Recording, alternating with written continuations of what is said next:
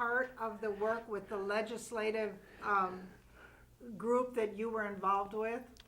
Yes, Barb, it was. As I mentioned earlier, I became acquainted with Kurt Micka while I was on the advisory committee on assisted technology for the disabled, normally called the STAR program.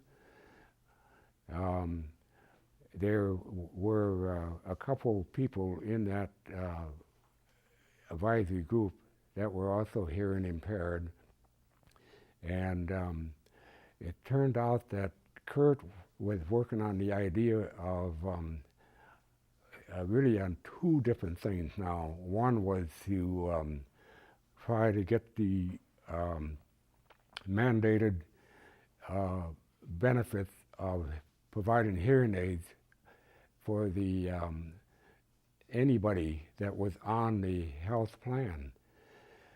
Well, the long and short of that is I was able to persuade Senator Richard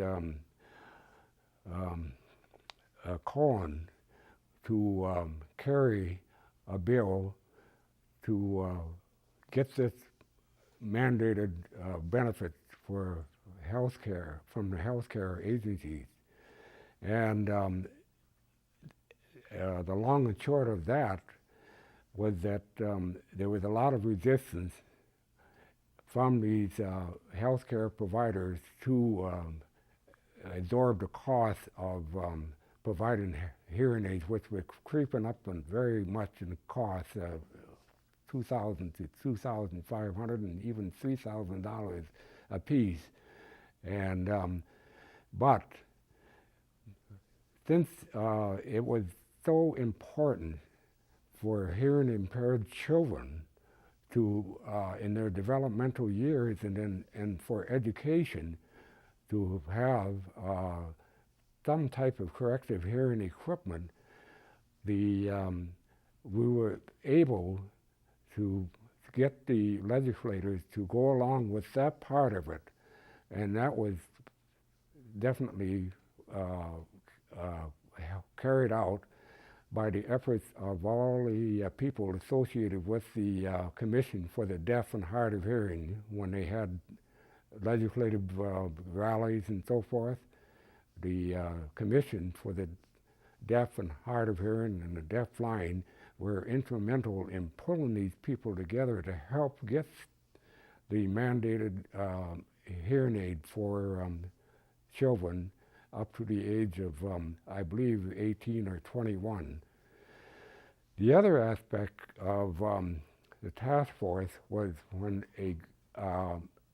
they felt that it was necessary in the Department of Human Services to present a total viewpoint, overview of the needs of the deaf-blind. So Kurt arranged to have many deaf-blind people and people like myself at the task force to work over several months on bringing out the barriers to the deaf-blind and ways to overcome these barriers. And that was after several months. It was all compiled and documented and then presented to the legislative body as a booklet. And I might want to give credit to another young woman by the name of Adrienne Hagen from Olivia, Minnesota. There was a woman that, like myself, had early stages of retinitis pigmentosa, I believe, and probably a little bit more severe hearing loss, that was very active in this task force and helped chair the meeting because she was associated with the Minnesota Deaf-Blind Association, sort of a self-help group that I mentioned about earlier. along with Lynette Boyer, who was a pioneer in developing the Minnesota DeafBlind Association. So the long and short of it is that not only the task force pulled together with the help of the Commission for the Deaf and Hard of Hearing, the self-help type group of the Minnesota DeafBlind Association helped develop this book that was presented to the legislative body. And how did the legislative body receive it then? Well,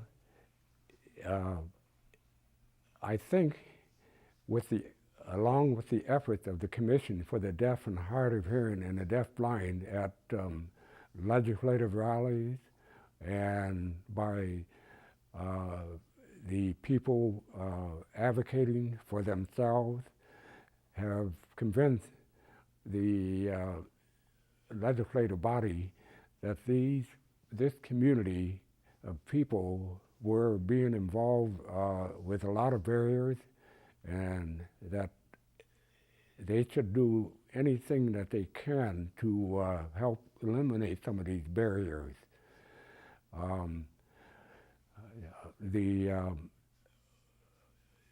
And of course the Commission being the focal point for these people to gather together and use their advocacy efforts, and working with Senator Richard Cohen, I think this brought about some of these services that they needed. There's still a lot of work to be done. I mean, there's much work that needs to be done by the deaf only, but these people as a community need to realize too that as they age, they are going to experience many of the problems that the totally deaf and the blind people have. So it behooves both the deaf